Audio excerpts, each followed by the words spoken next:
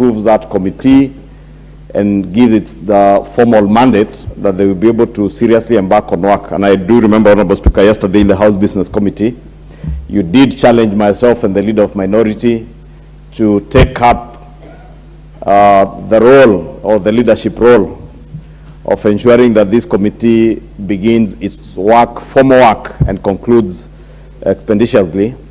Therefore, Honorable Speaker, I do want to beg that the Leader of Minority, who's just walked in now, and the leadership in their coalition will be able to work with speed, to work with us if they have a draft motion that they can share, so that the bipartisan committee can consider, and we have one synchronized draft motion that we can then bring to the House for approval.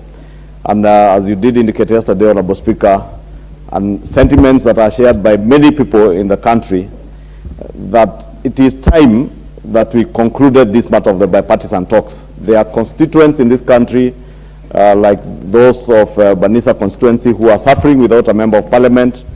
We are almost at the verge of a constitutional crisis, having not an electoral commission in place. And therefore, the earlier we're able to expedite some of these issues, the better.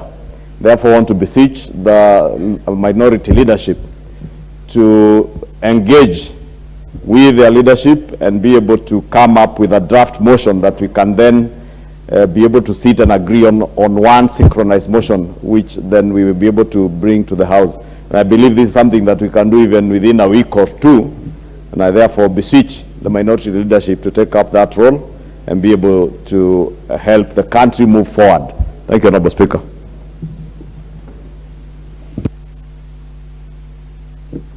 Next.